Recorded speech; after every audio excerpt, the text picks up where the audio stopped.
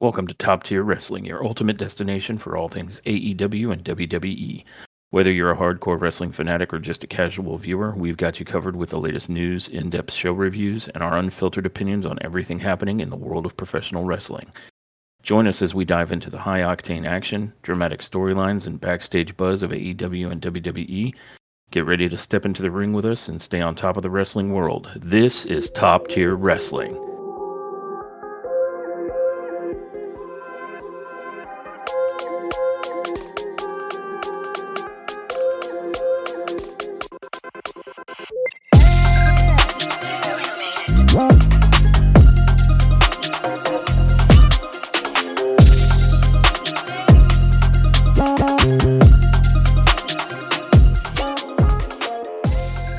Welcome, everyone, to the Top Tier Wrestling Podcast. I'm your host, Josh the Barber Beefcake, with my co-host, Miss WrestleMania, Dawn Michaels, and today we will be reviewing AEW Collision Grand Slam. Miss WrestleMania, Dawn Michaels. You got it. Yep. All right, well, let's sweet chin music our way right into this show. First and foremost, I have to say, if I were looking at Collision Grand Slam as an episode of Collision, it was a very good episode of Collision. Sure. If, however, I'm looking at it as part 2 of Dynamite Grand Slam and just Grand Slam in general, it fell a fair bit shorter than its Dynamite predecessor. Yes, I agree. Yeah, Dynamite felt like it was a free, pay-per-view, and Collision felt like an episode of Collision that was a bit above average. Yeah. So take from that what you will. We'll be happy to get into the details of why we kind of feel that way. But on the whole, just spoiler, it was well worth watching and a good episode of Collision. Yeah. Getting right into it, we open straight away with Saraya's rules match, which is Jamie Hayter versus Saraya with Harley Cameron. And unsurprisingly, a match called Saraya's Rules stands to benefit Saraya. Yeah. And yet... well, let's not get ahead of ourselves. I mean... But right out the gate, Saraya and Cameron are extra obnoxious, as they are wont to be, and they immediately start with one more stipulation after everyone makes their way to the ring. That stipulation is that the match cannot start until Saraya slaps Jamie Hayter in the face. Yeah. Yep. And for whatever reason, Saraya was somewhat hesitant to do it, even though Hayter was like, let's go, get me. Yeah, true. And so Saraya gets her shot in, and that immediately results in Hayter bringing her to the corner and just laying all the boots into her while also kicking the snot out of Cameron. Yeah. And not to go immediately play by play, but this is pretty much a culmination of a revenge angle for Jamie Hayter having been out for so long with a shoulder injury. Yeah. And the match was pretty good, but the storytelling felt a little lacking for something that's meant to have that much intensity on it. Guys, you know me. I'm the one that's gonna harp on the women's matches in either in AEW or WWE. I'm the one that's gonna complain about them. I'm gonna complain about this one. Hayter, love me some Hayter. Saraya, ever since she's come to AEW, I have not been impressed, and that's just how I feel about it. I don't know if they're not utilizing her correctly. I don't know if they haven't just found like her niche, because I felt that way with Toni Storm. For a while there, I was like, ugh. But again, the thing they had in common at the time was Saraya. when Tony Storm was with that little faction, I hated it. I hated every second of it. Um, Everything was boring, and it was just a whole bunch of catty women shrieking the word slag at everyone else, or calling other women cows, or what case. It's a yawn snooze fest for me.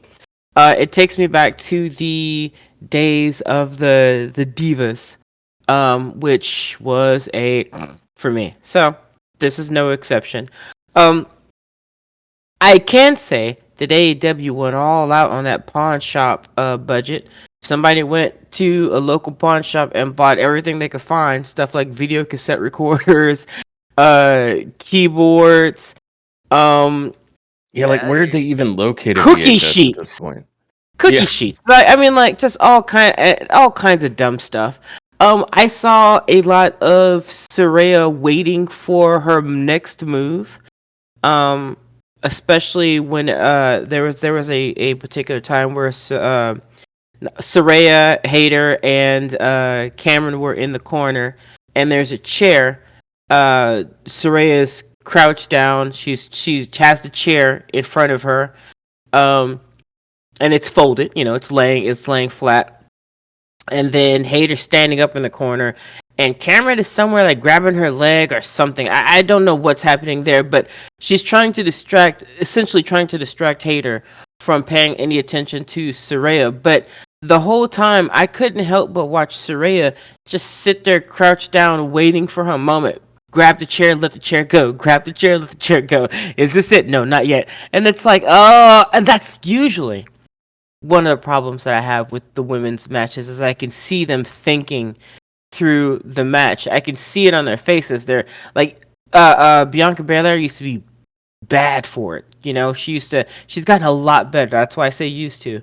Where I could see her waiting for her next move in the ring. Like she'll get up on the corner and then she'll look back behind her and she'll wait to see that her lady's in place, and then she does her move, and it's like I wish I didn't see that. I wish you would just kind of just go for it, which is a lot of the time what I see in the guys whenever they're doing a flip, senton, anything. It's like they do it without thinking. They just do it, and I mean sometimes the person that's supposed to be down there on the apron or down there that landing on or next to is there in place. Sometimes they're not, but they account for whatever the case when they make the landing. And I don't see that with the women. This was no exception. I saw a lot of calculating what to do next in the brain. And Hayter, for all of her skill in the ring, I think she did her level best with this particular match. It did not feel like the revenge story that maybe some were waiting for when Hayter got back. It did not feel like that. It felt like the comedy relief. The opening match felt like the comedy relief, and it wasn't funny. So Yeah. Just to offer my take on this match. It was okay-ish, but here's some issues that I had.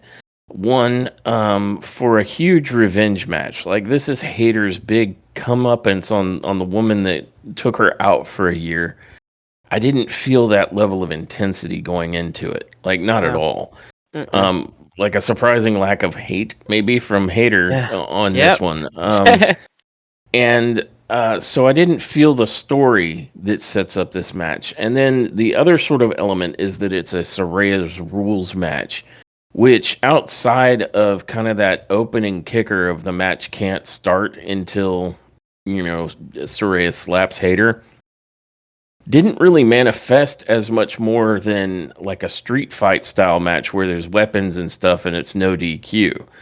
I mean, I guess Cameron interfering a bit kind of adds to it, but again, that could have been any street fight with Saraya and anybody from a stable of hers out there against somebody else.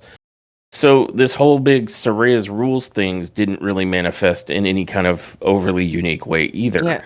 But also imagine being the person who is named in in this match. Which means like you have every advantage. Imagine being that person. You can use any weapon your opponent cannot. Hmm. You start the match with a slap. So basically, you do the first strike. You're guaranteed the first hit. Um, uh, you can use anything. You've used cookie sheets. You've used a VCR. You've used chairs. You've used bats, baseball bats. Uh, you've used toy cars. You've used everything you can. Imagine all of that, and still you aren't the victor. Yeah. So long story short, after sort of a prop match where they hit each other with a lot of different things, Come on. and really kind of one, like, there was like one like high spot where Hater and Cameron went through a table, and that Yeah. kind of took Cameron out more, almost more so than it did Hater, even though Hater took the majority of that bump. It still didn't stop Hater from essentially getting back into the ring. And when Saraya tried to send her, into a chair, Hater counters by throwing her into a chair, hits a nice tombstone pile driver, It then was picks nice. her up to hit her for Hater's current finisher, the Haterade Lariat, and get the win. Yeah. And if that sounds like it was rather anticlimactic, I sort of had that feeling about it. I know it was the opening match of the night, but again, if it was supposed to be this huge revenge match, like if I recall correctly, I think Hater even just left. Like she didn't stick around to beat the crap out of Saraya for No, her nothing. losing a. So like it just felt like it could have been any other match. Like there was no heat. There hasn't even been like a promo from Hater, Yeah. or at least not one that I remember. It's mostly been Saraya, I feel, doing 90% of the talking on this. Which is And usually the case. so, it was an okay match. It wasn't very long. I think it was like maybe 10 to 12 minutes or something like that. Maybe. Yeah. So but it wasn't the hot start that AEW usually hits us with on their bigger shows. Yeah. This felt very much like a mid card way to begin. So I don't really have much more to say than that. Like it was an okay enough match, but it just belied all of the buildup for like this big revenge match and special rules and all this, that, and the other, and it just didn't manifest any of that really. Yeah. So it was only okay. Moving on from that match, we then end up seeing some footage of Rennie Packets having a sit-down interview with Ricochet and Will Ospreay ahead of their international championship match coming up on Dynamite this week. Which And man, they sure could have put that match on this particular card. That would have been great. right, yeah, I mean, anything, but I get it. He Osprey did wrestle the last he Dynamite. He had a match there, so I hmm get it. But man, and man alive. unfortunately, Will Ospreay can't be expected to carry every You're show right. by You're right. himself. You're right. You're right. And when you're right, you're right. I'm just saying this show could have used a little more salt and pepper. No, I fully agree. That said, though, we had a nice bit of back and forth with Ricochet and Osprey here, where Yeah. Ricochet more or less was making the point that he felt no pressure ahead of their match and was annoyed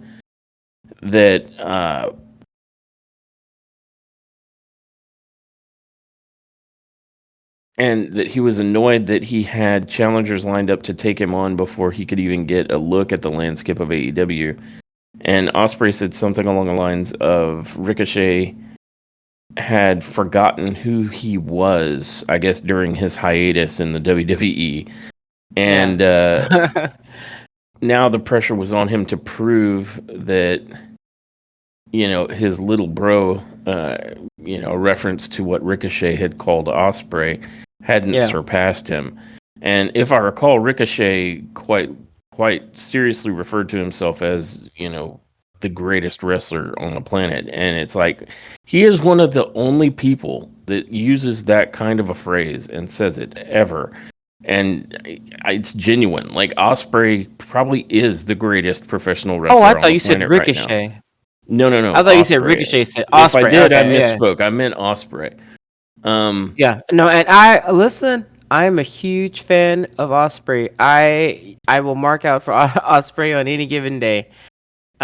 Huge fan. So yeah, I told you guys last podcast, I think, or the last episode. I said something along the lines of like I watch Osprey and feel like a 5-year-old kid again. Um, like he makes me remember the joy of wrestling, the joy I felt when I first started watching wrestling as a little kid. That guy Yep. makes me feel that, and I hope nothing but good things for him in his career. Yeah, Osprey is good stuff, and I admit I'm super excited for this match coming up between him and Ricochet. I Man, yeah, really oh hope yes, that they can blow the roof off the place. And I mean, we man. know what Osprey is capable of, and Hmm. in theory, Ricochet can kind of rise to the occasion. But this will be where we get to see that, and hopefully, it puts a nice I rub on can't, Ricochet. I can't wait. I can't wait. Ricochet since coming to AEW, even though I know as soon as he came here, I know you remember the reviews were, he came into the match and lost his first match when it was a match with several other wrestlers, It was a gauntlet. Come on. Yeah.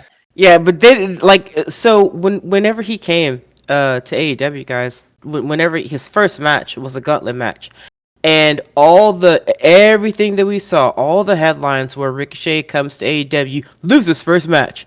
And it's like, wow, guys, that's real catty. That's some catty shit to me. Yeah, it Because I seemed mean, like there's so much going more out of their that way to happened there. bury that situation when Yeah, it wasn't what it was misrepresented. it's unnecessary. And I mean, again, I cannot stress enough how we're fans of wrestling. We're not here for any particular promotion. We love the guys who get into the ring, the men and women that get into the ring, that risk their bodies, their physical health for us, for our entertainment. That's what we love about this whole sport, this whole entertainment sport genre. That's what we love about it. We're not here for we're not here to sing the Yeah, praises of any one particular promotion. yeah, But we're not here to play favorites between AEW and WWE yeah, specifically. yes, Um, yes. And I we're mean that just seems to be the case a lot of yeah, the time. We're not here for hmm that, which is why we kind of just focus on the matches and the shows of either promotion, and not necessarily the yep, drama that happens behind and the scenes. we definitely don't have the mentality that only one of the two can exist and the other one Right. must die. And No, that's we very want both prevalent of them. online, like absurdly so.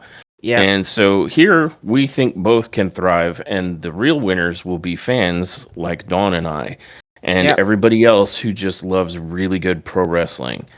Um, that said, we'll be happy to call them out on it when they put on a poor show as well. It doesn't Yes. matter if it's WWE or AEW. Yeah. But we also will praise them for when they do really right. I mean, as is wont to be the case when you're a fan of something. Yeah. Your criticism comes from a place of love because you've seen it be better and you know it can be better. Yeah. And the thrill comes from obviously a place of fandom. So And as predicted, we're about that. so what? Yeah. As predicted, Ricochet comes to AEW, and to me, I think to Josh, I don't think I'm putting words in his mouth. Ricochet's been looking good. He's won more matches in AEW since he's gone there than he won all last year in WWE. Um, and I don't know why there seems to be this. There has to be a clear winner and then a clear jobber for WWE a lot of times in their matches. I don't know why. When they have superstars, I mean they have top tier talent. No pun Yeah. intended.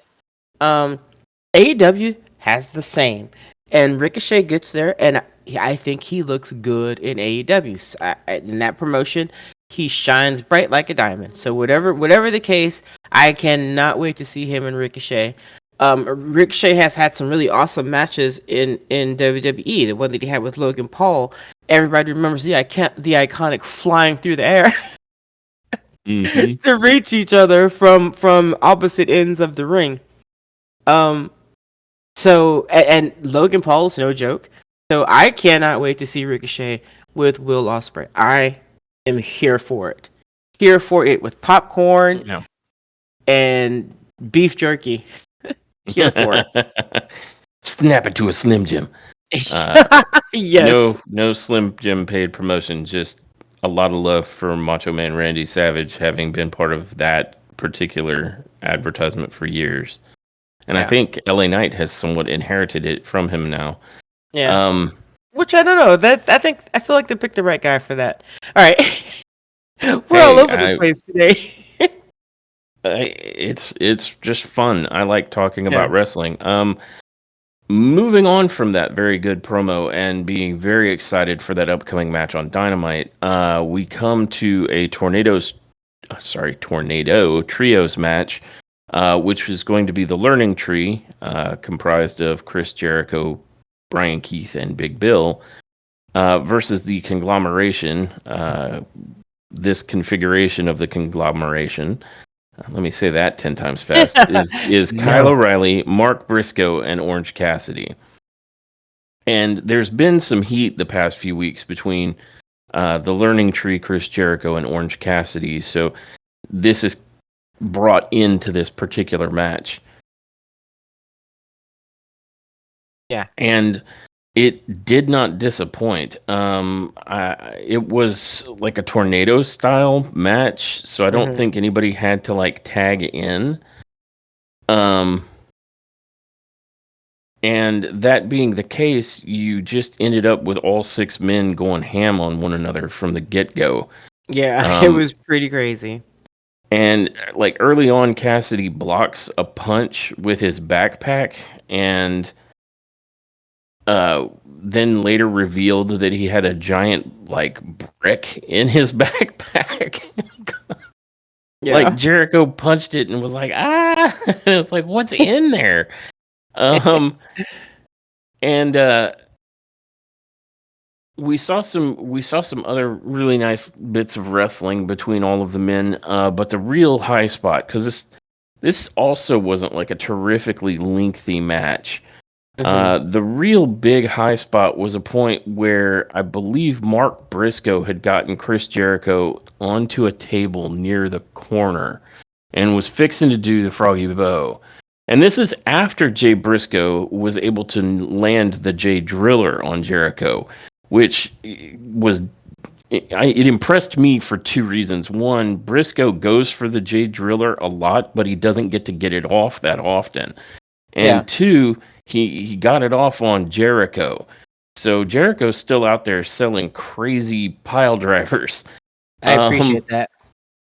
Yeah. So, and of course, a little bit earlier, Briscoe got the, chair assisted steel, the steel chair assisted dive off. And sorry, coming back to it, the big portion here, the big high spot was after the Jay Driller. Briscoe gets Jericho onto a table near the corner and is going to do the Froggy Bow through the table. But before he can, in comes Big Bill, and Big Bill grabs him by the throat and just massively choke slams him through the table. Chris Jericho just barely makes it off of the table before Briscoe's getting like just super slammed through it. And after that ginormous choke slam, and it looked really good. Like it was very well done. Chris Jericho pins Mark Briscoe for the close of the match. Yeah. And this I enjoyed a fair bit more. Like now we're starting to feel like we're picking up momentum. And it made me excited for what was still to come. And it makes me think that we're going to see a few more matches probably down the line between, either Chris Jericho and Orange Cassidy, or, the whole faction of the Learning Tree versus the conglomeration. And I'll be honest, I'm here for it. Like, I like all of the individuals involved in this. I'm a huge fan of Big Bill. I like Chris Jericho. I like Brian Keith, the Bad Apple. And Yeah. I'm very interested and very much like Mark Briscoe, Orange Cassidy, and Kyle O'Reilly. So this is just a good match that could happen virtually any time. So I'm here for it. Yeah, I agree. The next match, you know how just a few minutes ago you were talking about how you can have a match where one of the people who loses doesn't have to just be buried and squashed? Yeah. Yeah, this ain't that. This is a match between Brody King and Action Andretti. I mean, you know what? That right there, the end. British. Yeah.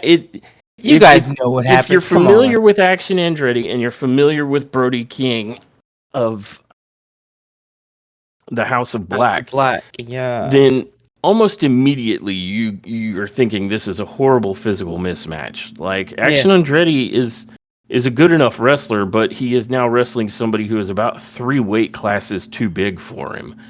And to be fair, Brody King is one hell of a big man. Like, he's very good. Yeah. So, and they've been telling this story with Action Andretti that he's getting real tired of losing. That he's starting to be a little bit rebellious. And maybe possibly going a bit more towards a heel turn. Not sure. I'm not sure. But I mean, he's basically, they're telling some kind of story where he's getting a little antsy, right? So why he picked Brody King for a match, or why? I don't know. I don't know what the point of that was. But I mean, I don't even think this is a 5-minute long match. No, not even. I mean, the whole match is pretty much as follows. Andretti ends up. I guess Andretti makes his way to the ring, and him and King exchange just a few moves, and Andretti's being all acrobatic and whatnot until King pretty much chops him down, and I think he attempts some sort of flying maneuver, but he's swatted out of the air by King. And then King splashed him, and then he, when in the corner he splashed him, and then when Andretti fell down, Brody King hits him with a ginormous cannonball, and that's the match.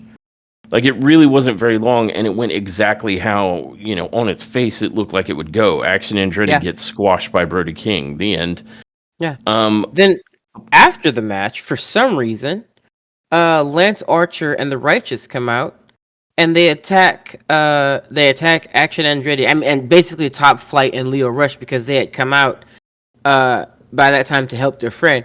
So I mean, I'm not sure why, but they came out to attack him. I'm assuming that there's going to be some sort of match that's going to come of it later, either on Dynamite or maybe next week's Collision. Not sure.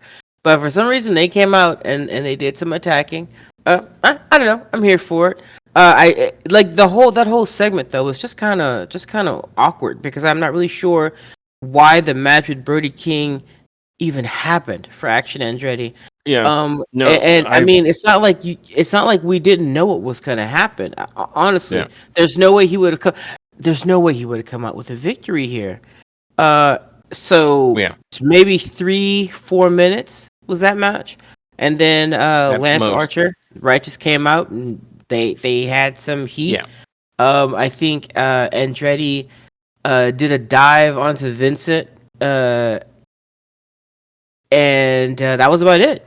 Some officials came out to break it up, and then they went to. Sorry, go ahead. It made me feel, just to kind of carry on to your point, like what was the point of that match? It made me feel like the match between Brody King and Action Andretti was really just a pretense for an attack by Lance Archer and the Righteous. Like, Yeah, I agree. it Yeah, it it felt like this was a match that Brody King participated in on his way to like catering. Like, yeah. he's like, "Oh, I'll Honestly, squash you, and now I'll go get a taco." You yeah. It's know, Taco Tuesday, guys. so it really did feel like it was more about setting up some kind of heat and rivalry, perhaps between Lance Archer and the Righteous versus Top Flight and Leo Rush and Action Andretti. And that could be very interesting. It just seemed Right. like weird to have Andretti just get smashed. Like you I said, the mean, story that had been leading up to that was that Andretti was very like frustrated at like Top Flight and Leo Rush and him all like not racking up wins. yeah, But then like you picked the fight with the biggest dude that you could find or yeah, one of, and are you shocked that you got cremated? Like, so I'm yeah, not exactly sure where they're trying to head with that. But yeah. I didn't mind watching Brody King annihilate Action Andretti. I just am like, how's Yeah, that serve what he he's was going for? like for stoner logic. He's like, just if you're a stoner, go with me here. He's like, I'm a car, but I want to be an SUV. And then he tries to be an SUV while having a match with a tank. Right, with a semi. Yeah. And it's like, why you do? Yeah, And, I'm thinking to that point, he could have literally had a match with anybody.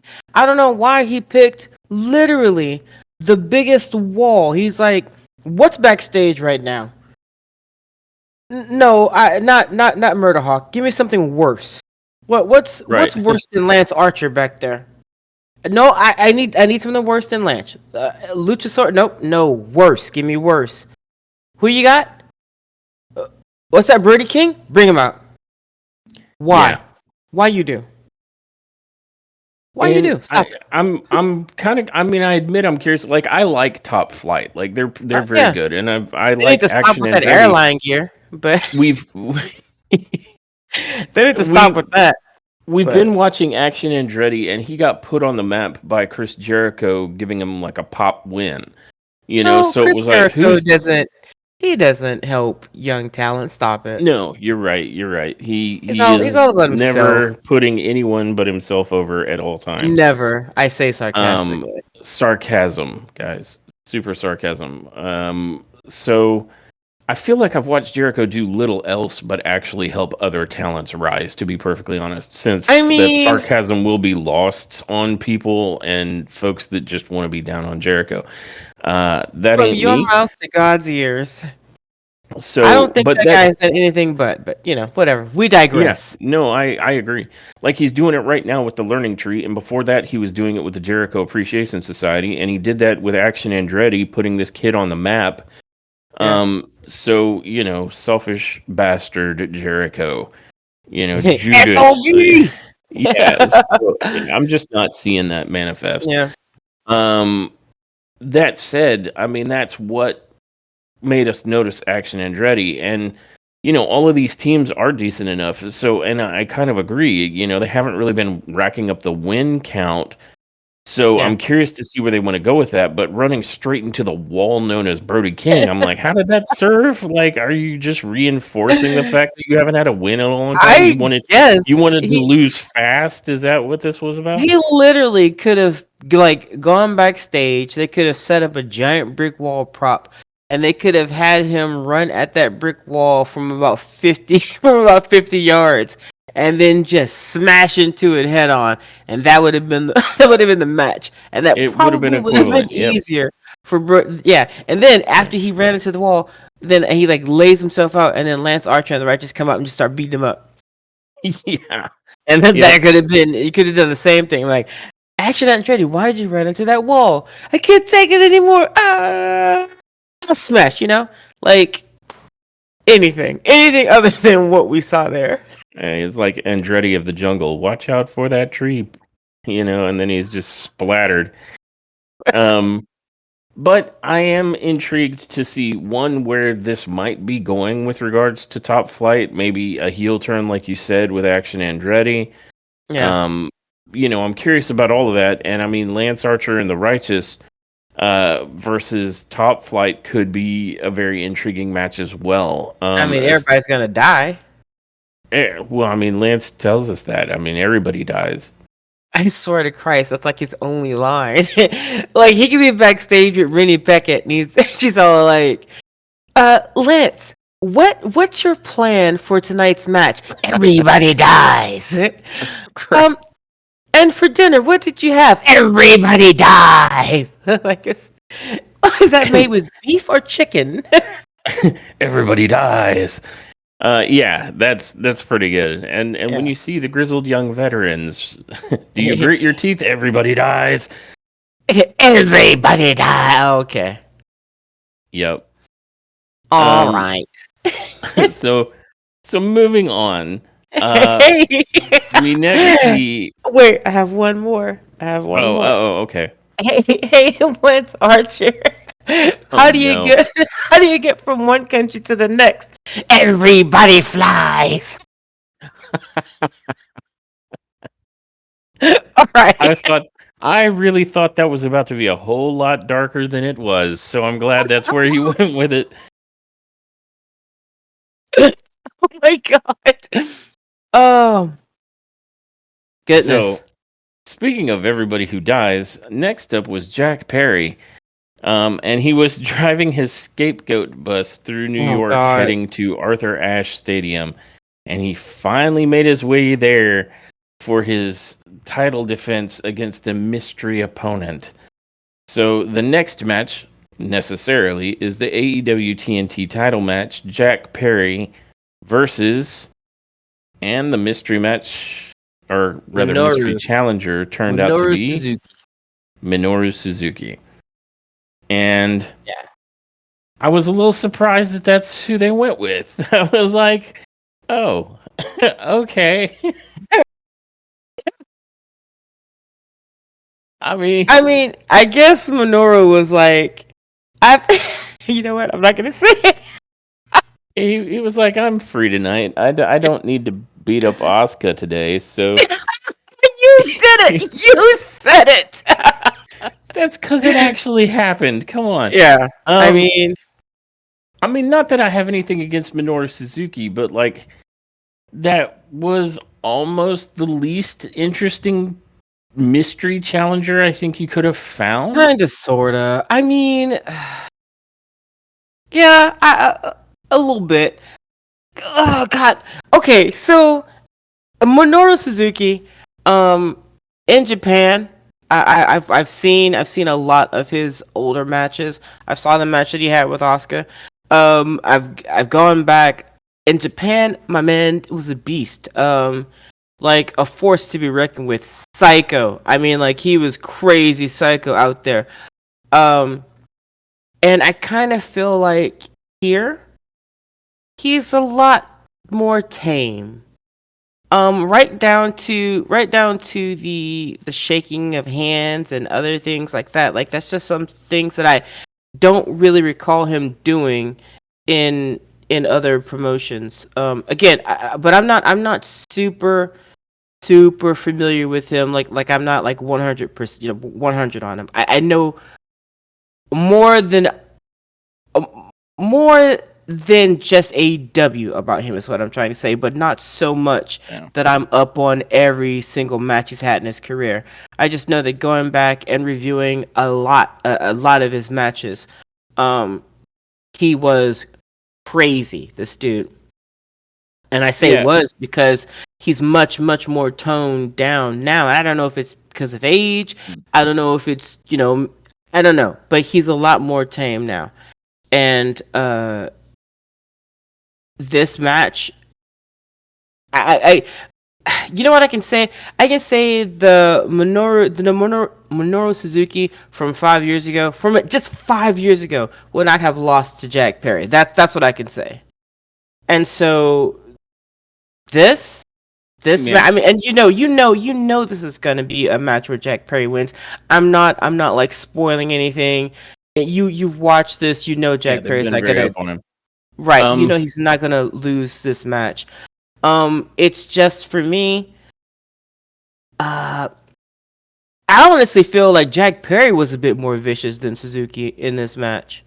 Well, Uh, I kind of want to speak to what you were just mentioning about Minoru please. Suzuki, Yeah, yeah, right? yeah. I know I made the Oscar reference, but that is Mhm. about the long and the short and the end of me knowing anything about Minoru Suzuki, Right. from him coming through the Forbidden Door and wrestling in AEW. And since what I know is his wrestling in AEW, I haven't been impressed. Like, the only thing this dude does is no sell strikes. Like, that's it. Um, Yeah. and it seems to be a Japanese wrestler thing, but he is particularly terrible for it. And he was the other half of that absolutely abysmal match that was between him and Chris Jericho not that long ago. Oh God, that match And was then rough. he comes out here, and prior to I think the first commercial of the match, all it was like no selling some forearms from Jack Perry Yeah. before he then hit Jack Perry with one that apparently broke Perry in half. Because Perry had to sell it. Yeah. But then afterwards, it was pretty much Perry kind of, taking over the match. I Yeah. think, Suzuki attempted like a got style pile driver, but Perry fought out of it. Um, and then he gave Jack like an armbar over the ropes. But then beyond that, Perry pretty much then proceeded to kick the crap out of him. Yeah. Um, he knocked Suzuki off the apron with a knee, and then outside the ring, as the referee was counting, he hit a DDT to Suzuki off the apron, and then hit him with like this huge knee strike into the steel steps, Yeah. and then just rolled into the ring and got a win via countout. Yeah. So, for all the buildup of like mystery opponent, like this was an extremely kind of weak match. Yeah. Like one of the weaker ones. Like despite any criticism we gave, like this was less entertaining than Brody King versus Action Andretti, which was super short, and it was a Yeah. less weak match than what we were commenting about Saraya and Hayter. So like this was super weak. Um, Hey. and that's really all I've got for it. Like I'm not a big Jack Perry fan, and I haven't yet seen anything that would make me one. And unfortunately, Minoru Suzuki hasn't done anything that makes me feel that impressed with him. So this was just a match between two guys who really aren't that good, in my opinion. Yeah. And I for mean, me, if they are secret good, then maybe they should stop keeping it to themselves because their performances in the ring are freaking not good. So, for go ahead. sorry, go ahead. For me, I liked past versions of both of these wrestlers more than their current version. Um, so I just I wasn't this match just wasn't that good to me. And I'm having a hard time seeing Jack Perry as almost like a powerhouse of trying to get this guy. Uh, they're trying to get. I feel like they're trying to get me to believe that he's some sort of powerhouse. Um, and maybe I'm wrong. Maybe they're trying to show me he's a striker or something, or I don't know. But I see him trying to do big like power moves on people. Um, and it's just not. You're not gonna convince me. I'm sorry. I don't know what it is, but I am none too convinced that this guy can take bigger, stronger opponents down just by slamming them or running into them and kicking them really hard. I don't Well, see it. Um, yeah. and I honestly, and I know you said that you only know him from really Minoru Suzuki from AEW or from coming from Forbidden Door, and I mean I can honestly say that that's where I know him the most.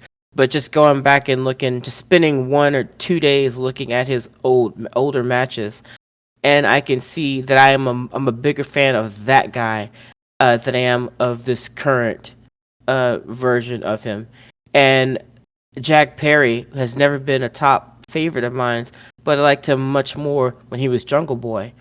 Um, when he was I would consider more of a high flyer than what they're trying Yeah. to do now. Him being this ground and pound like this dude, like this guy. they're trying to get me to believe that he came from the likes of like BCC or something. Like you didn't, Yeah. and it's Yeah. just it's not working for me. I think No, really it's Yuta is more of a quote unquote powerhouse or more of a strong fighter than Jack Perry. I just don't see it. yeah, for me it's a combination of factors. It's one that Jack Perry is super tiny, right? Like he's another one of those like I weigh less than 200 pounds skinny kid guys. Hmm. And no amount of facial hair has really changed the fact that he looks like he's about to be 15.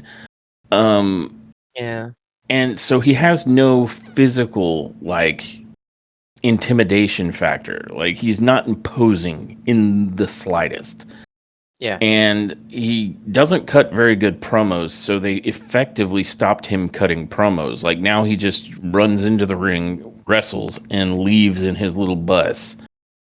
yeah, So I'm not sold on the guy. I mean, I'm perfectly open to being impressed by him, but we ain't got there yet. yeah, And whatever the deal is with Minoru Suzuki, I don't know, but like he is later in his career. So if what I'm seeing now is probably not going to get better, I just am unimpressed with that. And I mean, he's been responsible for a few stinker matches. Like it was the one with Jericho where it was nothing but back chops the entire match was atrocious. And yeah, Suzuki was the other half of that component. Like, and I feel like he brought Jericho down to that level because I'm beginning to think, is that all Suzuki can really do in the ring anymore? yeah.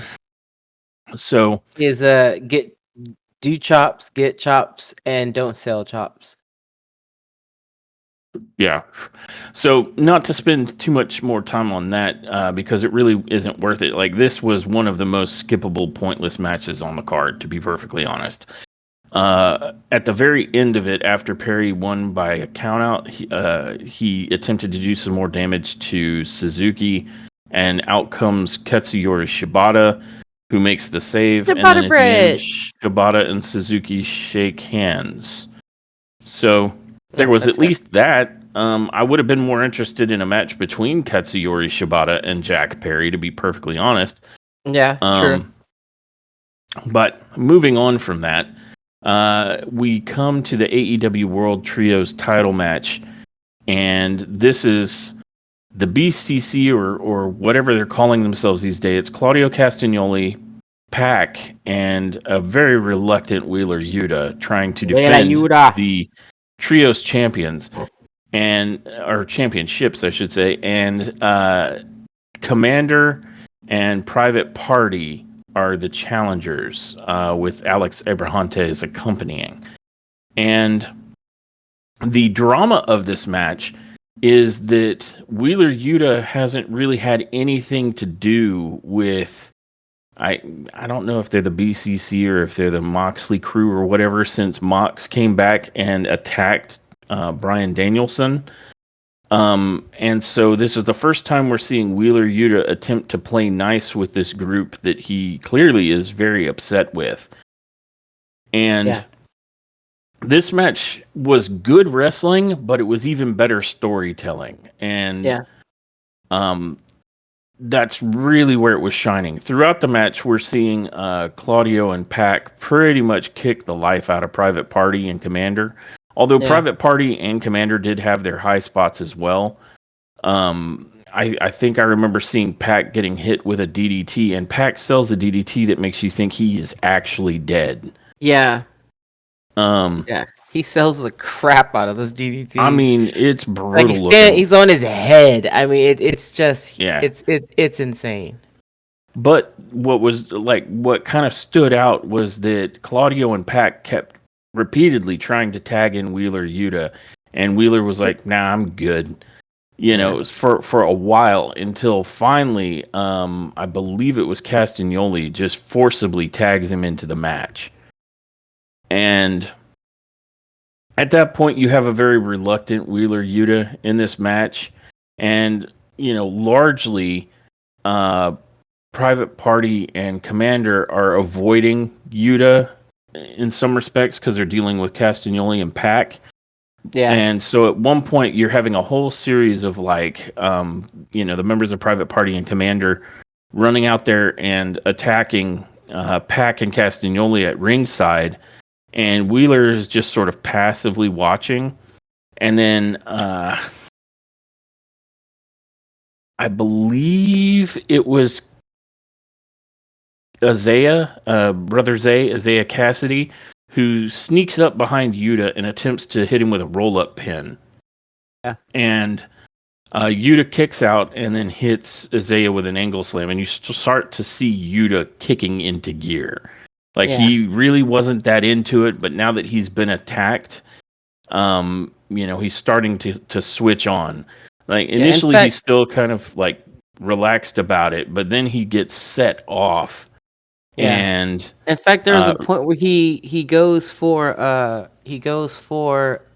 Cassidy, but he grabs his injured hand, and Cassidy screams and he lets go. Wheeler lets go and like puts his hands up in the air, almost apologetic. But then I don't know what it was, but Cassidy did something, and Yuta went right for that hand.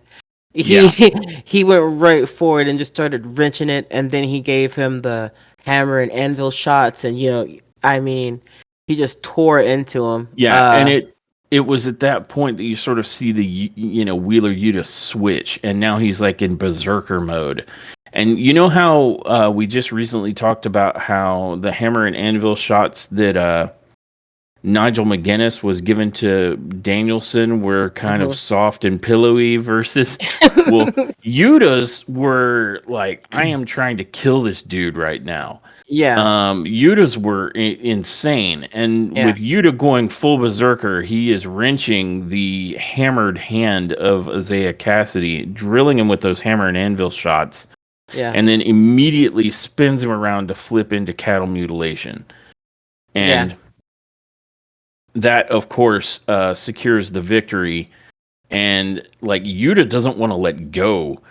He held on to the hold after the bell. Pac was holding back the referee so that he couldn't get Yuta off of him. Mm-hmm. Which I don't know. I mean, like for as far as like heels are concerned, this is pretty cool, right? I'm really into what's happening here.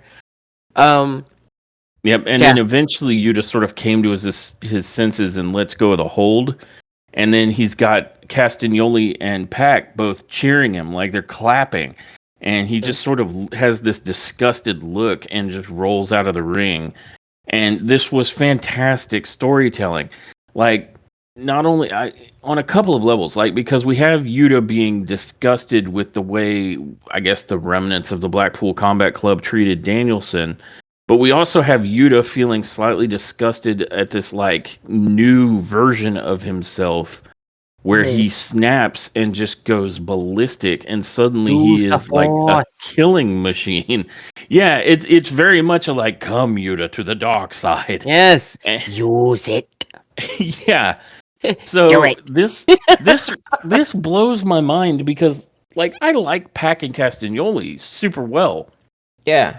Private Party and Commander, whatever.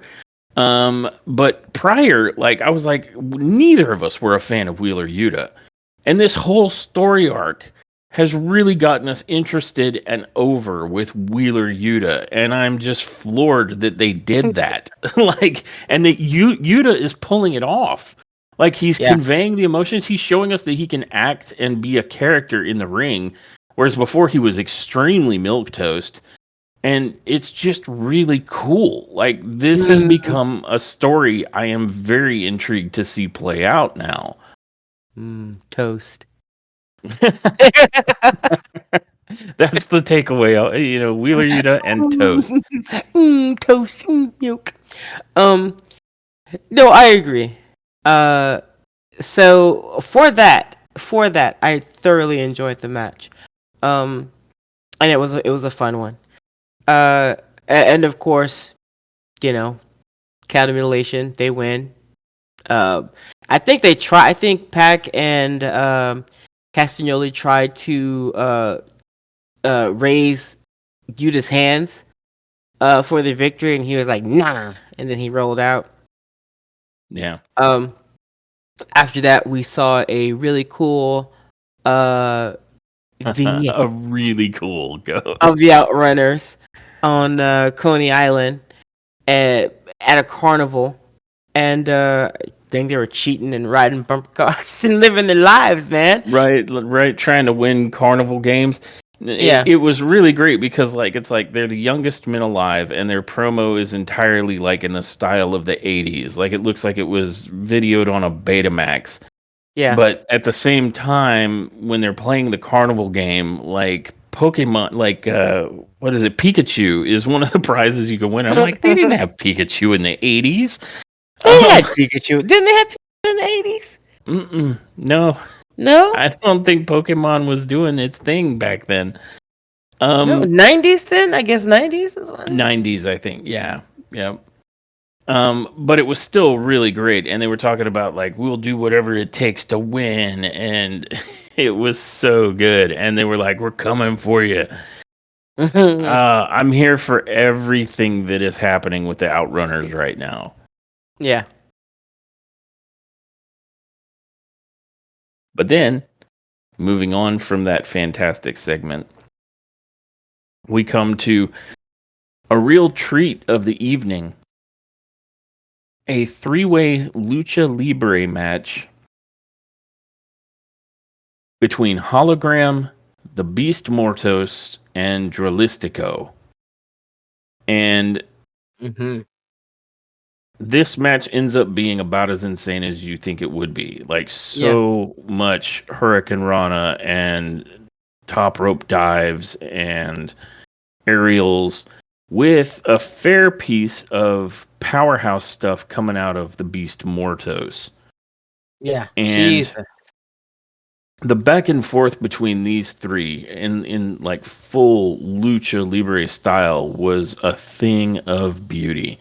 If you are at all a fan of lucha libre, this match would definitely be something to watch. I mean, it's something to watch for anybody, but especially if you're into that style. And I remember there was like so many different high spots, but there was one really cool one that I liked a lot where was it Dralistico or Hologram who did it? Somebody jumped entirely to a standing position on the shoulders of somebody else and then dropped back down into a seated position and hit like a massive Hurricane Rana, or I think it might have even been a Poison Rana. And I was like, what? How do you even do that? Yeah. I don't, I'm trying to remember who it was, but I almost want to say that it was Hologram. It seems like it would be a Hologram thing to do, but I can't remember 100% if it was him or Dralistico that did it. There was so much happening though, guys. Honestly, there was Yeah. so like, and I think this is probably my favorite match of the night. I'd be interested to hear what everyone else would say, but for me, I think this one was probably my favorite. And I what I remember the most is that I remember two wrestlers getting together at any given time to try to kill the other, like one of the others. Yeah. Like I remember Hologram and Dralistico teaming up to try to kill Mortos, and then Mortos and Dralistico coming together to try to kill Hologram. Like I just remember them all trying to come together at one point and going, "Let's kill this guy." Yeah. Yeah, it was crazy. I mean, there was just shit happening everywhere. If somebody had told me that a cat came into the ring and did some kung fu, I couldn't argue it. You I'd be like, maybe. Yeah. Maybe.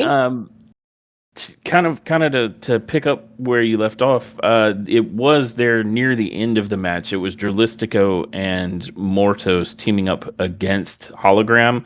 But at one point, Hologram dumps Mortos out of the ring and then quickly catches Dralistico in a crucifix pin and gets the win. However, after the match, Dralistico and Mortos looked like they were going to fight over, one or the other. I think it was Mortos being upset that Dralistico lost the match, but they're shoving at each other. And then Rush's music starts to play.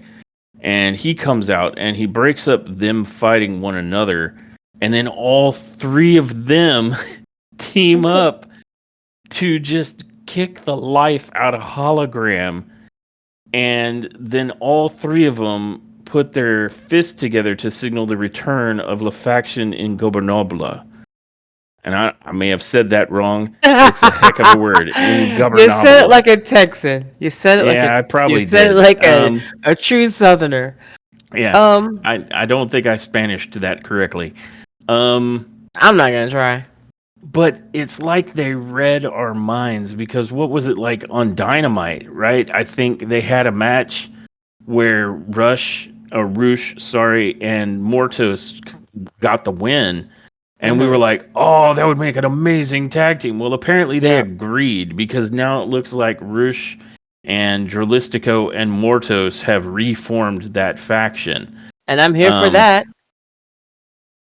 I'm here for that. yep. And I think this. I think that also will just a little fill in the gap that is felt with Penta and oh my goodness, Ray his Fenix. brother. Yeah, Ray Yeah. Phoenix. With them not being there anymore or Yeah. right now, whatever the case. Yeah, This I'm not kind sure of what the situation is, but yeah, we're not yeah seeing them. yeah this kind of fills in that gap. Kind. I say kind of because Kinda. it's not the same, right? But I'm here for it. I'm here for it nonetheless. I do like Roosh. I do like holograms. I know he's not in this, but I like holograms separate. Mm-hmm. I like I like Mortos. You know how I feel about that. Yeah, Or how I Mortos is feel about him. outstanding. Jalistico is kind of new for me. I've seen him maybe one or two other Yeah. times. Yeah. But I did not. His outfit is outstanding. His costume is Mm-hmm. so cool. Um, and Yeah, I I thought agree. he looked good. I thought he looked good in this match. So I'm here for it. Yeah, I agree with you. Of those three men, hologram being a separate thing, but of the three men in the faction right now, Drolistico is an unknownish quantity. Like, he looked good enough in this match. I just would like to see more of him. I'm much more familiar with Roosh and the Beast Mortos, and like, if there was ever a pairing that would match with Roosh's phrase of "you mess with the bull, you get the horns." I mean, Mortos, come on, it's perfect. Yeah. So that was super good. And so we had a fantastic match with a fantastic sort of like extra spot finish. Like, here comes La Faction Ingobernable. And then we move on from there to an interview between Chris Statlander and Lexi Nair. And Statlander is saying she's frustrated that everyone is talking about the loser of the street fight at All Out, referencing Willow Nightingale. Which I didn't know people were talking about Willow. I didn't know that. Yeah, But I didn't know that either. I mean, it I was mean, a heck of a yeah, match between the two women. It was fantastic. yeah. Um, But like, I don't know anybody that's still talking about that match. Is all I'm saying. Is all I'm saying. So, but other yeah, than that, and her and little promo was nice. Go ahead. yeah. Well, and after saying that, she goes on to say, she wouldn't feel sorry for herself. And we both were like, sounds like you're kind of feeling sorry for yourself. Because who's talking all this smack, it's all in your mind, I think. But she then went on to say that she would call her shot when she saw it and put pretty Yeah. much the women's division on notice. And I think Chris Statlander could put the entire women's division on notice. I mean, Yeah, she definitely absolutely. has the chops to do so. And after that promo, we move on to the MXM Collections fashion show. You know what's funny? This entire segment, Whenever MXM tried this same thing in WWE, I hated it. It's true. I was like, and maybe it's because I didn't know who they were, right? I didn't know their personalities, and I knew at the time they had LA Knight wrapped up in this really silly storyline that I could not stand. I did not understand why he came back as somebody Dupree. That was his last name. I know they changed it so yeah, that was Max. Maxine. Right, right. But before that, that was him too. And I don't know what that was about. All I knew is I didn't like it. And so so I think it's funny that MXM comes here to AEW and they do it and I'm here for it. Like I'm here for it. Yeah. And I honestly think if I were to break it down, I think it's because I know the wrestlers involved now, as opposed to when I saw them in WWE, I had no idea who they were, and I knew that they had a wrestler that I liked wrapped up in a really stupid storyline, and I just wasn't feeling it. This one came with a different vibe for me, and so I thought it was pretty silly and pretty fun. I Yeah, agree. And I think the major difference would be that in WWE, they never really got a chance to get off the ground. I mean, we hardly ever got to see Mansoor or Mason really do anything. They just sort of were there. yeah, true. And here in AEW, since they've arrived, they have cut some amazing promos and they have had some fantastic matches. So they have earned credibility. So they can be silly, but we also can see that they can totally go in the ring. Yeah, And they've had more of an opportunity to convey their gimmick and who they are to the audience than they even had in all their time in WWE. true. Um, so I think that might be the difference here is that MXM Collection wasn't immediately buried on, from the minute they were born. Yeah. Although, have they won a match in AEW yet? They have. They have. Okay. And they've put on some bangers. And they absolutely have had some incredibly hilarious backstage promos. And like they've been given the opportunity to show their stuff. And Yeah. it's unfortunate that they were so buried in WWE because they clearly are talented. They're two talented guys. Whether the gimmicks for you or not, they are killing it. Yeah. And I feel like I'm starting to feel to that end, just for a comparison note, a not dissimilar gimmick and Pretty Deadly. They are sort of getting buried over there, and I'm not sure why. Yeah. Because Yeah. Pretty I don't Deadly, I know. think, is fantastic, and all they've been relegated to being is sort of like backstage valets for like Nia Jackson, And Tiffany now they're not Stratton. even doing that. Now we don't even see them doing Yeah, that anymore. and So I'm not before really that, sure what's going on. they were emphasizing like Pretty Deadly the musical. So it's Yeah. like it makes me feel like WWE doesn't know what to do with them. Yeah. And at this point, really they couldn't go over to AEW. It'd be the same shtick as MXN. Although I mean, I'd like to watch them in a match. I'd watch that. Um. That would be a hilarious match. Yeah. But I mean, other than that, I haven't seen Pretty Deadly, and it sucks because I thought that WWE was up on them when they first got there.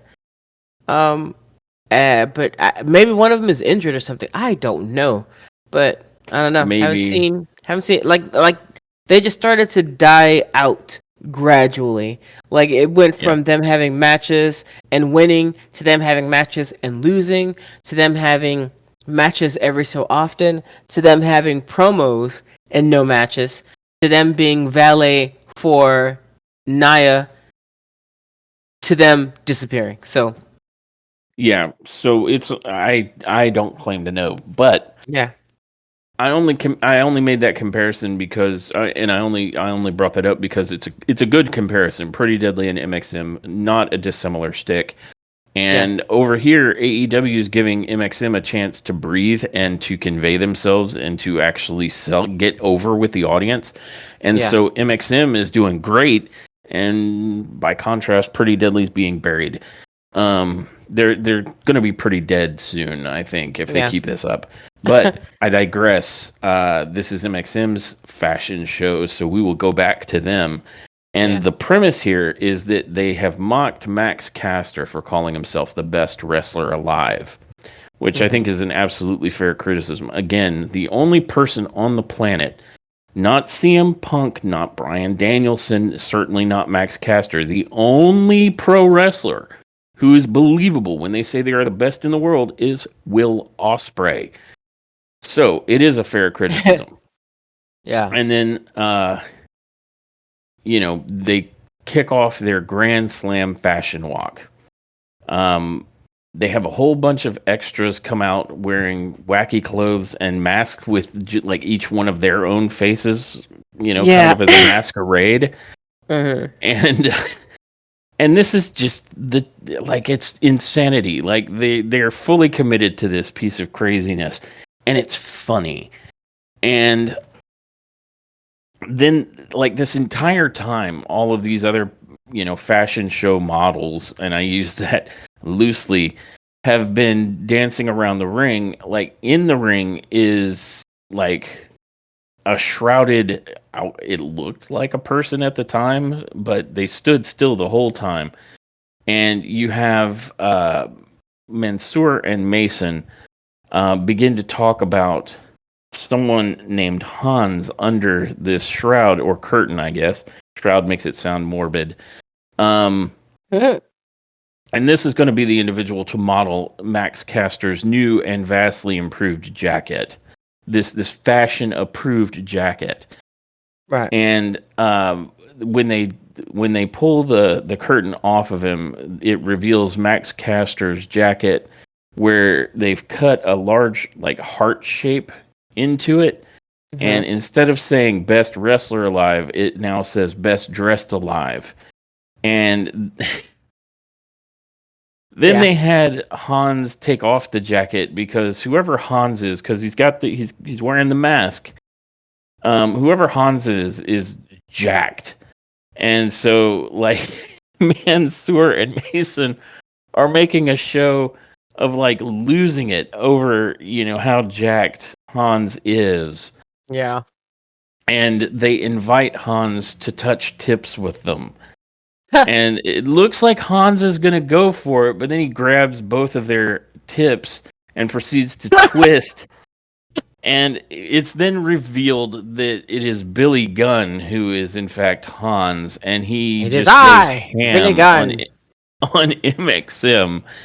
And all of the extras, the models that were around the ring, jump in to try and help, take down Billy Gunn or get him off of MXM.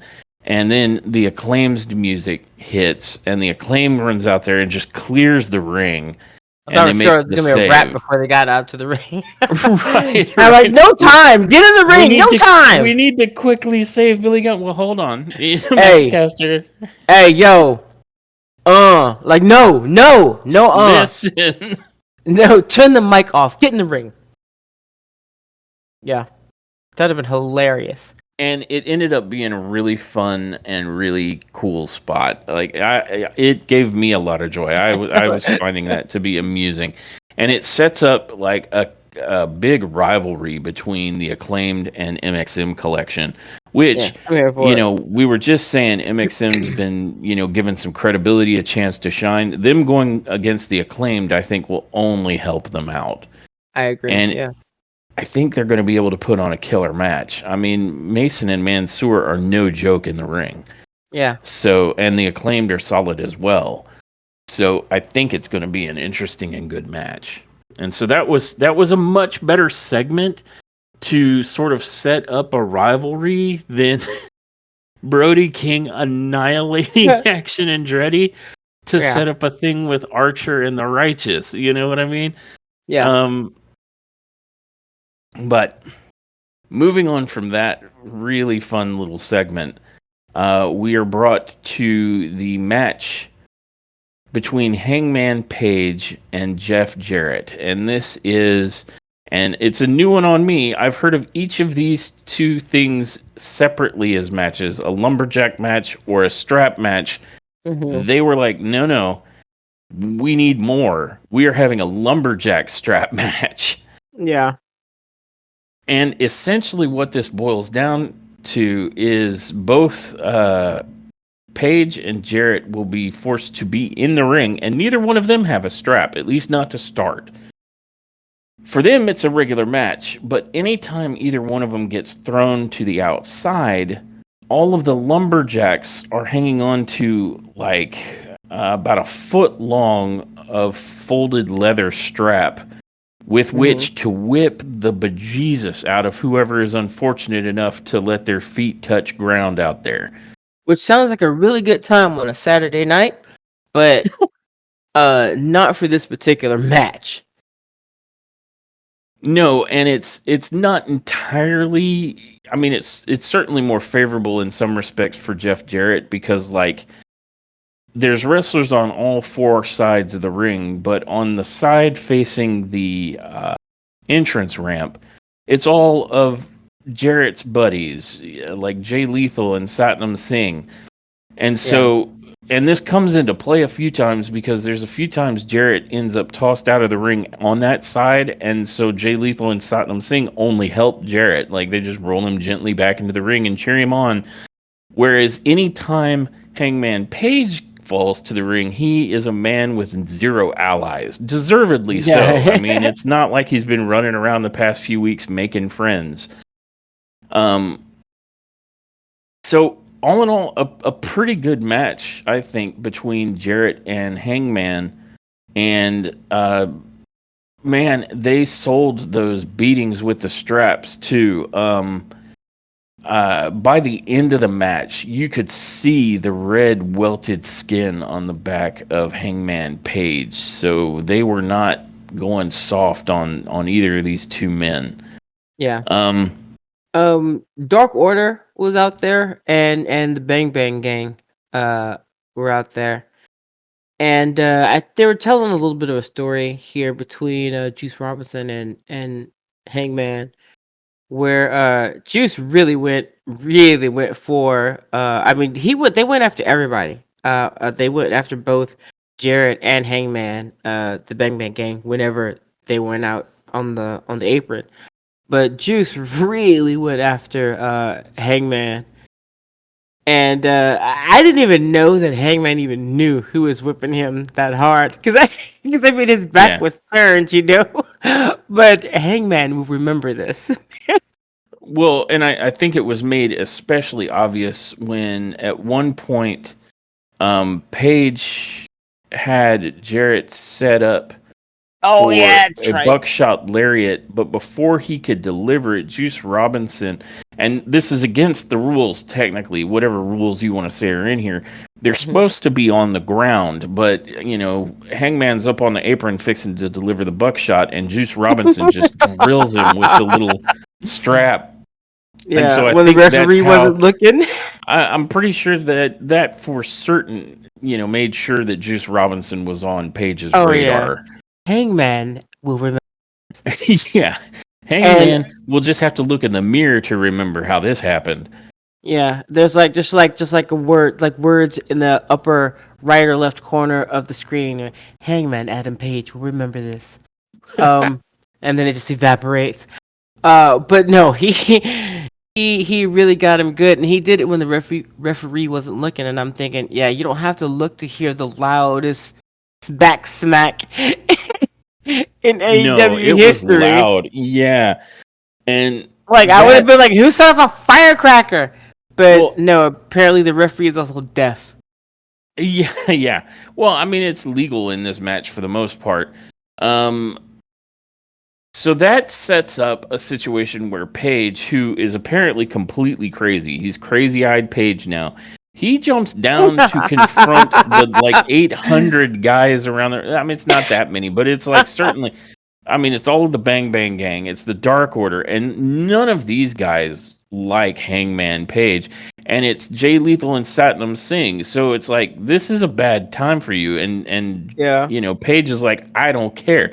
So after getting hit by Juice, he gets down and confronts the Lumberjacks.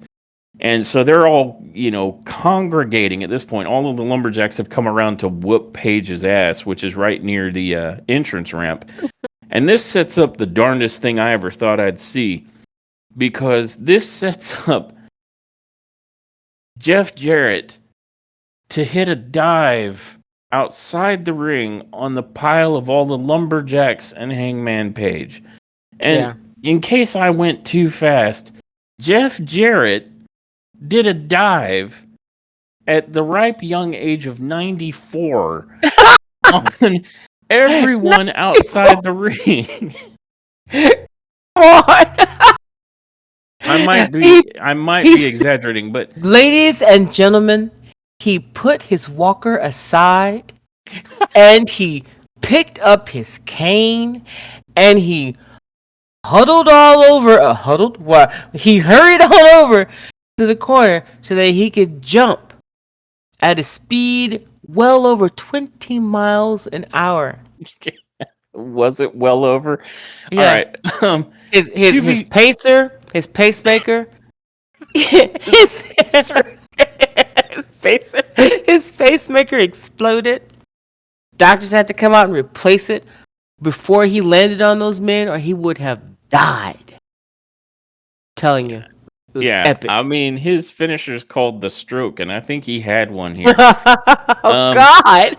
I mean, all right. All joking aside, I will give absolute credit. I'm surprised because one, I don't recall seeing Jeff Jarrett like throughout his career, let alone this late in the game where he's a bit of an older guy, using too much in the way of suicide dives. And he went for it and he nailed it. Like I made fun of him a little bit there, but he killed it. Like he did a really good job. It wasn't the most graceful dive I've ever seen, but it sure was better than some others I've seen. True. But what I can say is his dive. I am more willing to believe that Jeff Jarrett can be a high flyer than I am to believe that what's his name, Jack Perry, is a powerhouse wrestler. No, that's true. That's absolutely true. Yeah, no, Jeff Jarrett's a luchador if that's the comparison we're going with. Yeah, exactly. But credit to Jeff Jarrett. All joking aside, to the last Outlaw, he did real well there, and his poofy hair is his strength. It is indeed. That's where his power lies. What ended up happening is since it laid out like a lot of everybody, Paige recovered pretty quickly and picked up one of the straps from the lumberjacks, which I guess is just allowed. You know, this is kind of anything goes now. And you tell him no. He throws Jarrett into the ring after using the no, let's see, how did it go? He swiped one of the straps, and I think he kind of kept it on the down low and gets back into the ring. And Jarrett then attempted to do the stroke, which is just kind of a forward-facing Russian leg sweep. It's not entirely different than the move that Miz does for his finisher. Yeah. It's just more of a it's more of a forward facing Russian leg sweep than and it doesn't have like a full Nelson kind of a setup. But he attempts to go for the stroke, and that's when Paige sort of like revealed the strap and hits Jarrett to get out of it. And then he proceeds to just whip the life out of Jeff Jarrett with this strap. So much so that Karen Jarrett, who was at ringside, jumps in to try and save her, and Paige like is totally threatening to hit her, and everyone's like, "Whoa, what's happening?" Yeah, here? whoa, Karen. Yeah, don't be Karen. Like, I mean, you know, can we not? She's not my favorite, but I would have felt real bad if he'd hit that woman with that strap. And the ref kind of gets him to pause, and he's not quite ready to commit to beating a woman senseless with a leather strap. There's still further to go, Paige. No. And then all the other lumberjacks decide they've seen enough, and they go in to stop Paige, but he ends up whipping all of them. And while he's doing that, Jarrett gets his hands on a strap himself and starts whipping Paige before sending him out to the floor, where Paige then gets whipped by everyone else, including Satnam Singh, with like an extra large whip. Like, is there anything on Satnam? Well, never mind. I don't want to even say that. Oh Lord, no. But Screaming on the inside. yeah, but after that, like, I mean, Paige is just getting whooped by everybody here at this point. Yeah. Oh, I And think. I think. Oh. Oh my God, my brain just went completely blank. Somebody was holding Paige so that Karen could get some yeah, whips in. Jared, I Uh, think did. was it Jeff Jarrett? I think. I thought it was I thought it was Jay Lethal, but I could Oh, be wrong. I could be well, wrong. and you could be right. I mean, I'm not 100% sure on that, but I know that Karen got to get her shots in as sort of Yeah, like payback for Paige threatening her. yeah. So yeah, there was that. And that there was fun. Oh, and Juice didn't even have his strap anymore. He ran to hit. He ran to hit. Hangman in the back throat. He was gonna get that lick Yeah. in. Yeah, no, Juice And was definitely like gunning for him. again, Hangman Adam Page. Remember this popped up on the screen. I don't know if anybody else saw it. I saw it. Yeah. And then what happened after that? After that, once the group of everyone had beaten Paige up outside the ring, they get him back in the ring, and before Jeff Jarrett could kind of do anything, I don't remember who may have distracted the referee, but it allows Paige to get a low blow in on Jarrett, and then Jarrett immediately sets him up for the Deadeye and scores the win. So he yeah. stole a win despite all odds.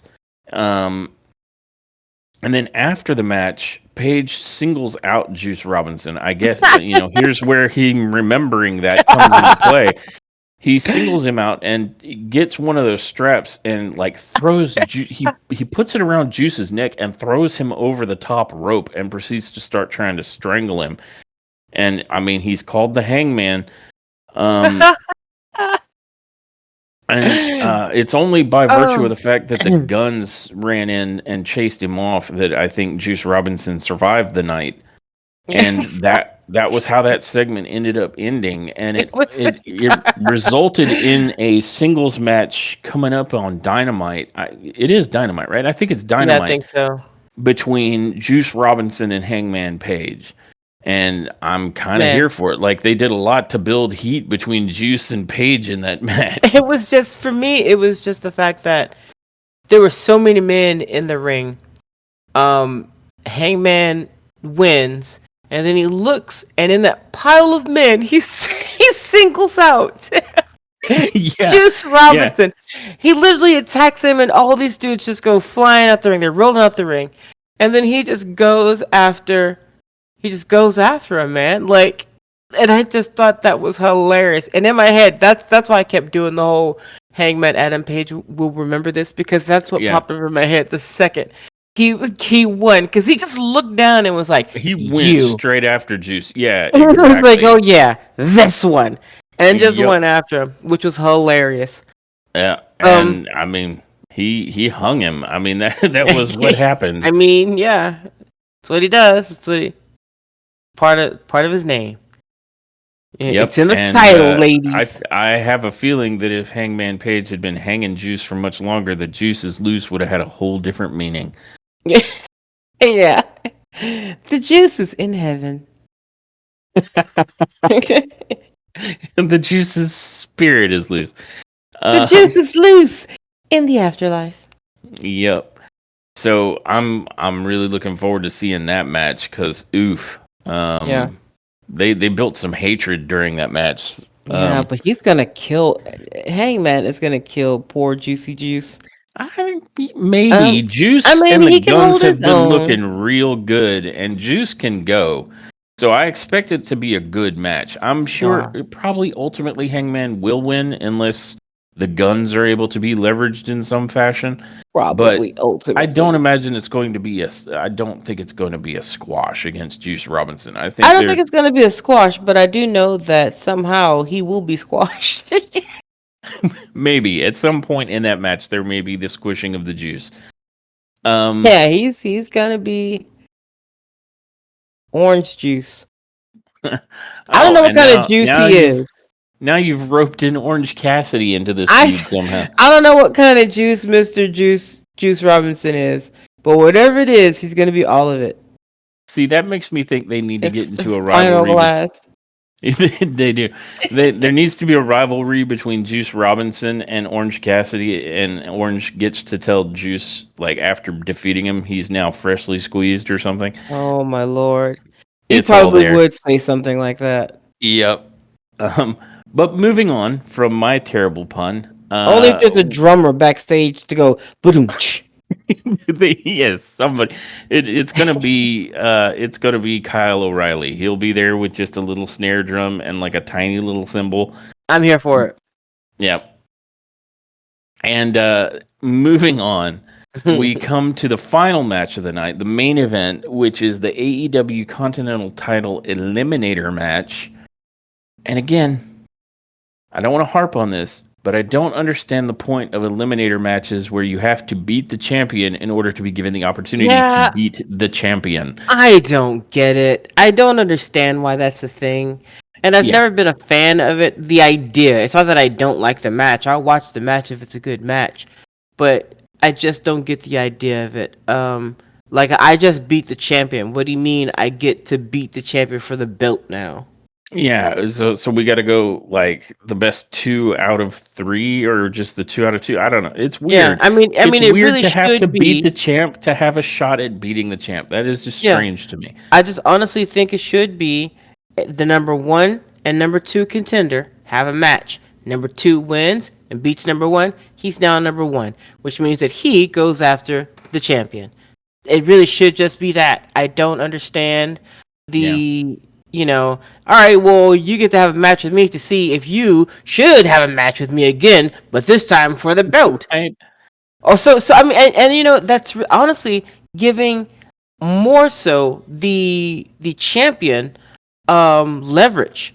Like you get to get into the match with your opponent. You know what they're going to try. You know their style. You know what they're going to go in on. A practice freebie. Yeah. I mean, and I guess you could say the same. You could say the same about the challenger. Yeah. But I mean, I honestly believe more so that helps the champion. I mean, so would watching any of the footage, any wrestling that your opponent may have done over the year, whatever. But either way, I still feel like that would help the champion a lot. So for me, whenever we're having a match, he's gonna try this. He's gonna try this. He's gonna do this to me, and I'm gonna train, I'm gonna know your freaking moves, and then I'm gonna come back and destroy you. I don't understand. Yeah. I don't understand the point of these little, can I beat you? Yes. Well, now I'm gonna try again.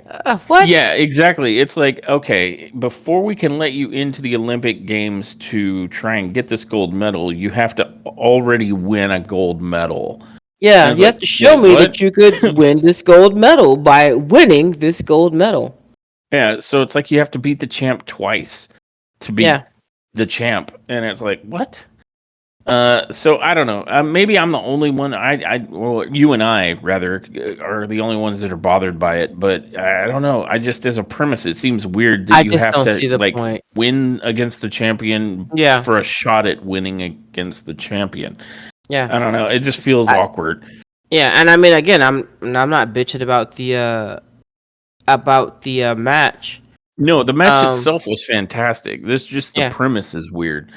To that end, I mean, I was already excited about the prospects of Okada versus Guevara. I mean, both of these men have been looking fantastic, and so kind of right out the gate.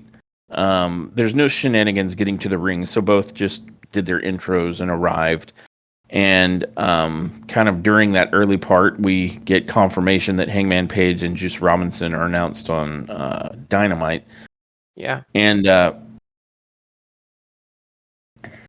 we have early on, Okada kind of takes control and hits Guevara with a running drop kick while Guevara is seated. But then Guevara sends Okada to the floor and kind of gives a fake out dive. Yeah.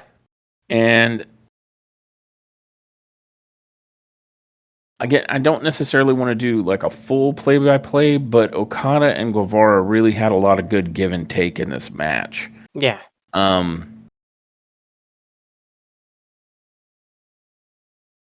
And there was one particular counter, like the real high spot counter, because I've never seen this done before. Or maybe it's just me. But there was a point where Okada, who is very fond of using a tombstone pile driver as one of his moves, sets up Guevara for a tombstone pile driver, and Guevara delivered something like a head scissor driver. Like he pushed off of Okada so that he's kind of away from his body so that he could generate momentum to then kind of flip forward in the tombstone, and Hurricane Rana is what it looked like. It looked, but I guess a head scissors is more appropriate because I think Guevara is like facing the wrong way for it to be a Rana. But he does a head scissors that results in Okada landing like head first into the mat. Yeah. And it was just a brutal, like I had never seen a tombstone countered like that before, and it was insane forever. Yeah.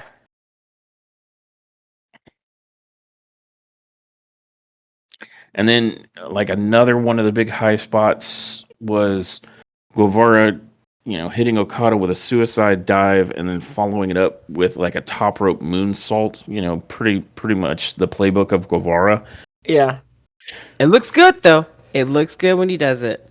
Yeah, but I think what turned it around was Okada like laid Guevara out with a back body drop onto the ring steps, and then it was like, ooh, this is looking bad for old Sammy.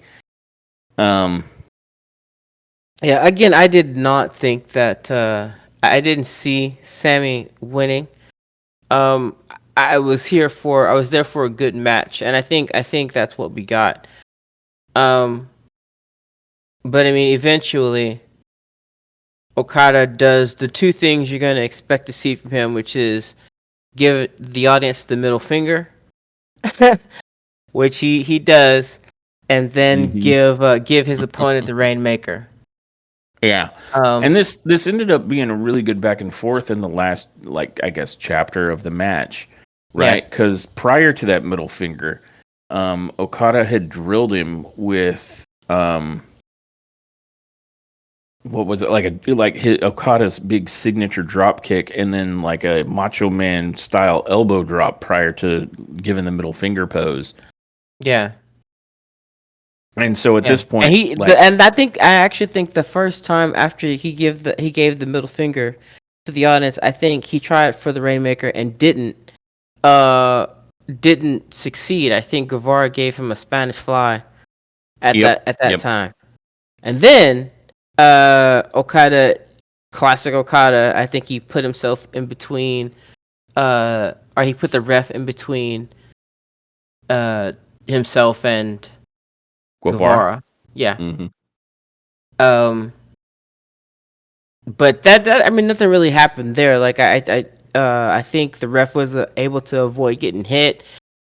Nobody, I don't think Guevara hit him or anything. I think he just moved the ref out of the way, or the ref moved, and then the match continued. But I think, of course, Okada was just trying to use that to his advantage. But I think he ended up still getting a super kick and a GTH for his trouble. Indeed, and it was at this point that it was looking like, whoa, snap, is Guevara going to win here? Yeah. Because, I mean, the go to hell is like a finisher for him. Yeah. But instead of falling down, Okada stumbled into the corner after it. And I think Guevara then did like a running hit in the corner, which kind of brought Okada out towards the middle of the ring. And so Guevara went for like a springboard cutter, a la like the Cody cutter that we see.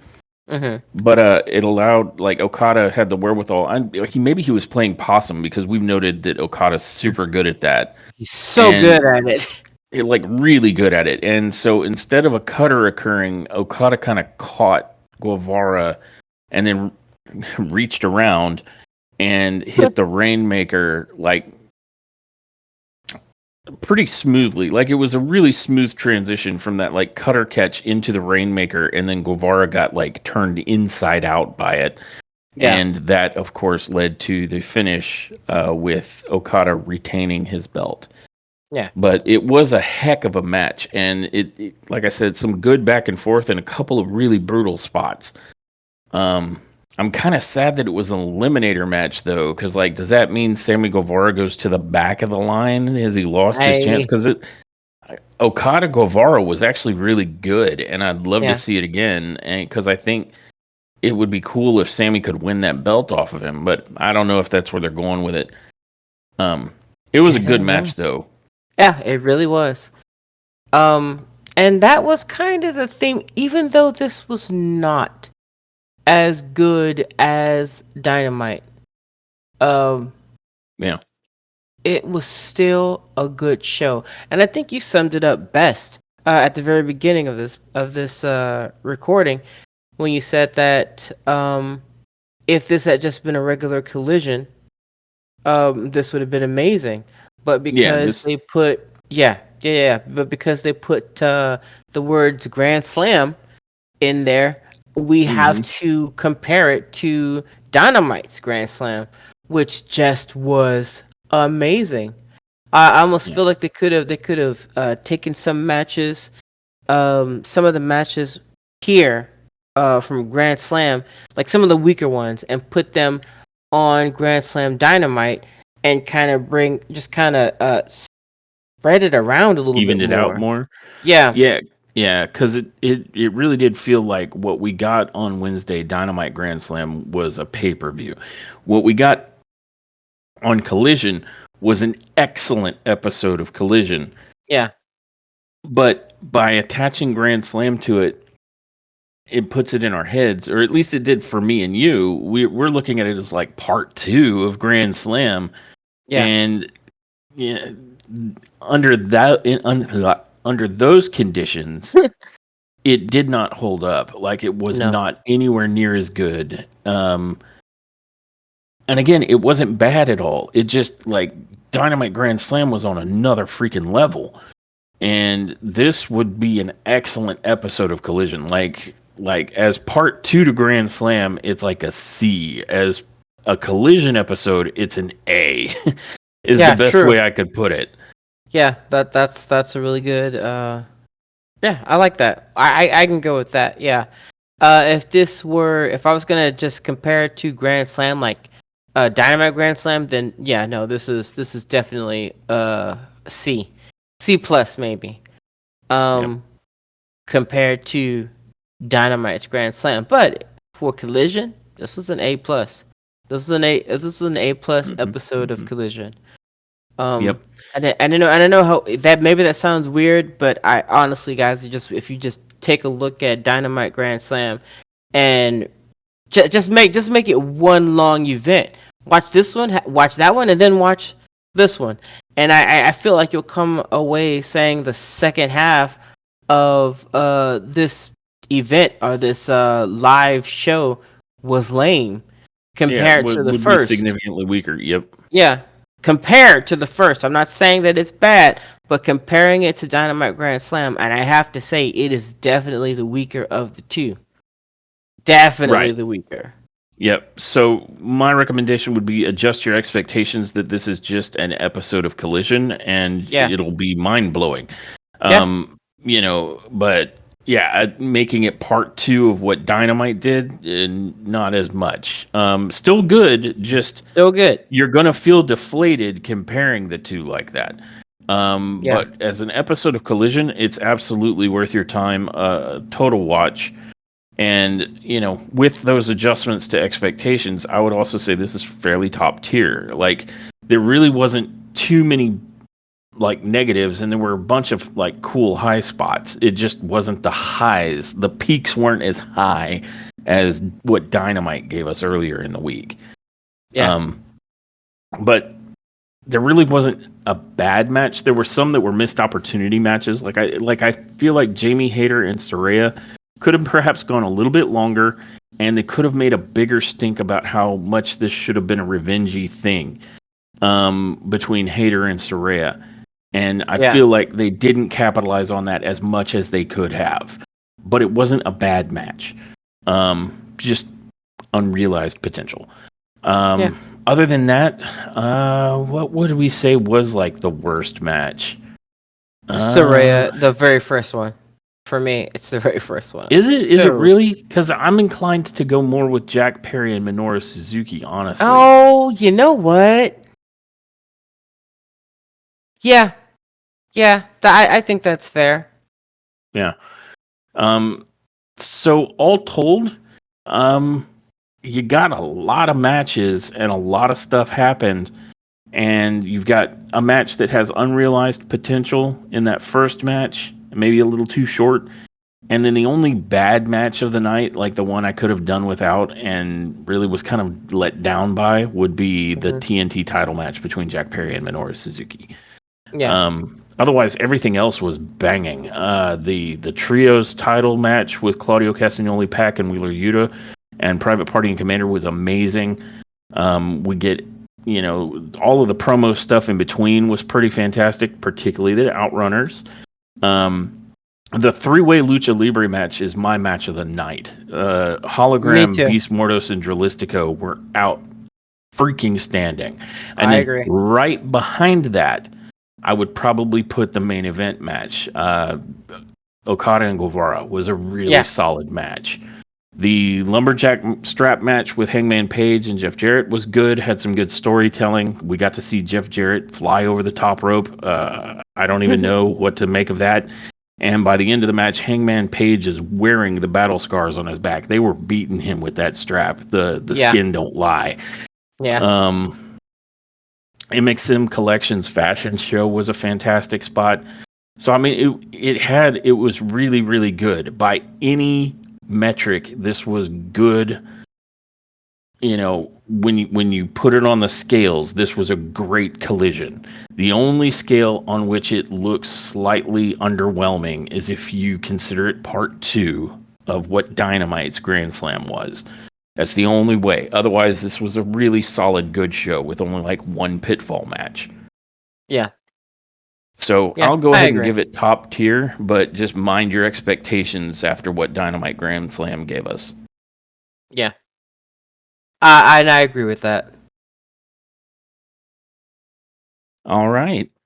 Well, everyone, thanks for listening, and we hope you enjoyed the show, and we hope that you will catch our next shows. This has been our coverage of AEW Collision Grand Slam, and I think it's time for me to roll the outro. Bye, everyone. Bye, guys. Thanks for tuning into this episode of Top Tier Wrestling. We hope you enjoyed our deep dive into the latest AEW and WWE news and shows. Don't forget to subscribe to our podcast so you never miss an episode. Follow us on social media for updates and to join the conversation. Until next time, everyone, remember, wrestling is always better when it's top tier.